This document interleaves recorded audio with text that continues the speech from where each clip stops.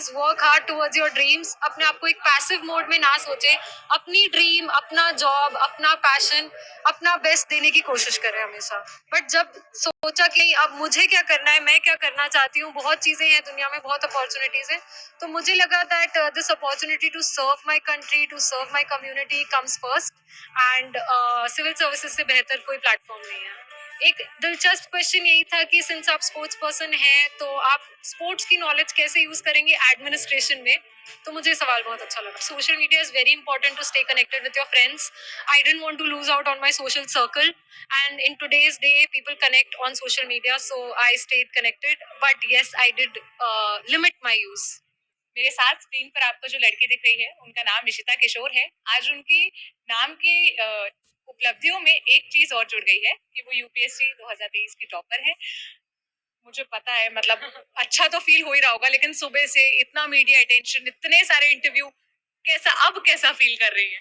I think अभी भी बहुत अच्छा लग रहा है। Very happy to reach out to as many people as I can and बहुत अच्छा लग रहा है कि इस जर्नी की दूसरी तरफ पे हूँ। अब बहुत मेहनत की है 3 साल से, so I am very happy and happy to talk to all of you. अच्छा इशिता, क्या ये एक्सपेक्टेड था? मतलब जैसे पता होता है ना कि इतने नंबर तो आ ही जाएंगे, जैसे एग्जाम में देती थी मुझे पता होता था मैथ्स में मैं इतने तो ले आऊंगी कि मैं पास हो जाऊं। क्या आपको ऐसा था कि टॉप लिस्ट में, मतलब टॉप 10 में तो आ ही जाएगा नाम, या एकदम शॉर्ट शॉर्ट पता था टॉप तो मैं कर ही लूंगी?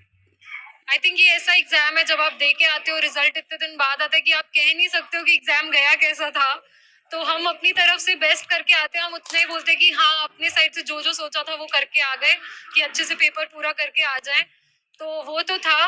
एंड मजाक मजाक में बस पूछती थी मम्मी से कि कोई रैंक गेस करनी है मेरी तो गेस करो। तो मम्मी हमेशा 1 ही बोलती थी, पता नहीं क्यों। और मुझे बहुत हंसी आती थी, बट इस बात का ही रहता था कि किसी ने मुझे इतने करीब से देखा इस जर्नी में, और उनको अगर ये लग रहा है कि मैं डिजर्व करती हूँ तो उससे बड़ा अचीवमेंट कुछ नहीं है। But today her dream has also come true. अच्छा, वो मोमेंट कैसा था कि फोन आया तब पता चला, या खुद ही लिस्ट देखी, या मम्मी ने लिस्ट देखी? मतलब पता कैसे चला कि ओ, इस साल की टॉपर तो अब इशिता बन गई? आई थिंक सुबह से ही हलचल चल रही थी कि कुछ रिजल्ट आने वाला है, रिजल्ट आने वाला है। हम सब वेट कर रहे थे। तो बस 2 मिनट जब फोन चेक नहीं किया उतने में ही इतने लोगों ने फोन करके बताने लगे कि तुम्हारा नाम सबसे ऊपर है। तो रिजल्ट देखने के पहले ही पता चल गया था, और मैं और मेरी मम्मा दोनों साथ में ही थे, तो बहुत अच्छा लगा। वही तो नहीं थी खुशी के कारण? नहीं, ऐसा तो नहीं हुआ। मतलब आई थिंक बहुत खुश हूँ and still soaking it in. अच्छा इशिता, अब आप जरा अपने सब्जेक्ट्स बताएं कौन कौन से थे, और ये आपका कौन सा अटेम्प्ट था जिसमें आपने क्लियर किया है? ये मेरा तीसरा अटेम्प्ट था। पहले 2 बार मेरा प्रीलिम्स क्लियर नहीं हुआ, और मेरा ऑप्शनल पीएसआईआर था। अच्छा, और आपकी स्टडीज कहाँ से हुई, ग्रेजुएशन कहाँ से हुआ? मेरी स्कूलिंग एयरफोर्स बाल भारती स्कूल न्यू दिल्ली से हुई है, और ग्रेजुएशन इकोनॉमिक्स में Shri Ram college of commerce Delhi university. ये कब डिसाइड किया था कि यूपीएससी करना है या इसकी प्रिपरेशन करनी है? कॉलेज डेज में डिसाइड कर लिया था या बाद का फैसला था? आई थिंक एसआरसीसी ऐसा माहौल देता है कि इतनी ज्यादा अपॉर्चुनिटीज थी तब। तो मेरी प्लेसमेंट जब हुई, I really wanted to take that corporate exposure also, and I learned a lot over there. बट जब सोचा कि नहीं, अब मुझे क्या करना है, मैं क्या करना चाहती हूँ, बहुत चीजें हैं दुनिया में, बहुत अपॉर्चुनिटीज हैं, तो मुझे लगा that this opportunity to serve my country, to serve my community comes first. And civil services से बेहतर कोई प्लेटफॉर्म नहीं है। एक सवाल और है मेरा। हम जब यूपीएससी जो एस्पिरेंट्स होते हैं उनसे बात करते हैं, या जो आईएएस बन जाते हैं उनसे बात करते हैं, तो मॉक इंटरव्यूज का बहुत जिक्र आता है, और साथ ही साथ जो इंटरव्यू, मेन इंटरव्यू होता है। तो आपने कितने मॉक इंटरव्यूज दिए, और मेन इंटरव्यू में आपके साथ क्या कोई ऐसा सवाल या क्या कोई ऐसा इंसिडेंट जो आप शेयर करना चाहे कि इस पर तो बहुत अलग ही मोमेंट था? आई थिंक मॉक, क्योंकि मेरा इंटरव्यू इतना लेट था, अप्रैल 18 अप्रैल को था, बहुत 4 महीने थे मेरे पास, तो मैं हर 10 दिन में एक मॉक दे रही थी। तो बहुत ज्यादा मॉक्स दिए थे, क्योंकि just to stay in the flow, because I was in the latter half. Interview in general बहुत अच्छा एक्सपीरियंस था, बहुत कंफर्टिंग था। व्हेन आई एंटर्ड, उन्होंने पहले ही कहा कि देखिए, हर इंसान सब कुछ नहीं जान सकता है, और हम भी सब कुछ नहीं जानते हैं। तो अगर आपको कुछ नहीं आता है तो प्लीज आप ऑनेस्टली बता दीजिए। तो that really comforted me and gave me the confidence, and I also tried to be honest in my interview. एक दिलचस्प क्वेश्चन यही था कि सिंस आप स्पोर्ट्स पर्सन हैं तो आप स्पोर्ट्स की नॉलेज कैसे यूज करेंगे एडमिनिस्ट्रेशन में। तो मुझे सवाल बहुत अच्छा लगा। आपने क्या जवाब दिया था इसका?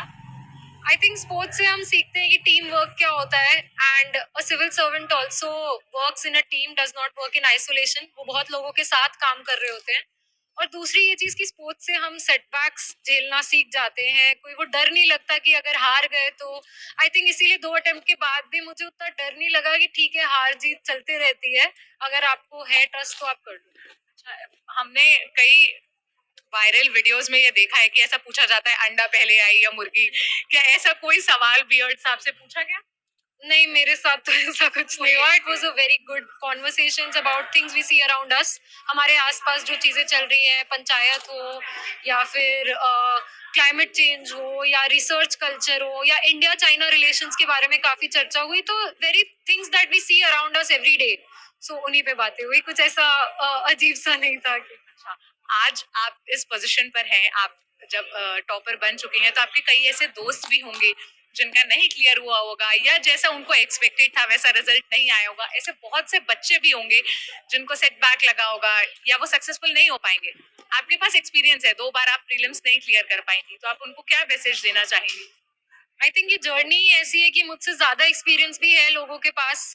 एंड कई बार मेन अटक जाता है, कभी किसी का इंटरव्यू, तो सबके अपने चैलेंजेस हैं। और ये जर्नी एक दिन की नहीं है, एक साल की भी नहीं है, क्योंकि एक साल का तो सिर्फ एग्जाम होता है। तो I have been where you are, I have also failed at prelims. So please evaluate your mistakes, अपनी गलतियां ढूंढे और अपनी गलतियों पे काम करें। मैंने पूरे साल अपनी सिर्फ गलतियां ही ढूंढी है, 3 साल, और अपनी हर गलती को मतलब इम्प्रूव करने की कोशिश की है। आप दिन में कितने घंटे पढ़ाई करती थी? I think 8 hours every day is a very sustainable routine. कि 8 घंटे, क्योंकि हम जॉब पे भी मैं जाती थी तो हम 8 से 9 घंटे ऑफिस में रहते हैं। जॉब भी करती थी हाँ, मैं अर्नस्ट एंड यंग में जॉब कर रही थी 2 साल के लिए। और उसी दौरान आपने प्रिपरेशन? उस टाइम मैंने जॉब छोड़ के फिर स्टार्ट किया प्रिपरेशन।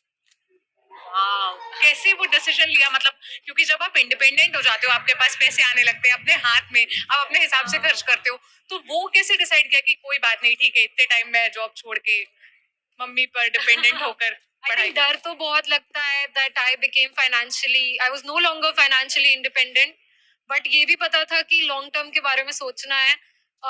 और I was never that money minded. Thankfully family का भी बहुत सपोर्ट था, कभी किसी ने ऐसा कुछ कहा नहीं। मम्मी ने तो कहा बस पढ़ाई करो, बाकी मुझ पे छोड़ दो।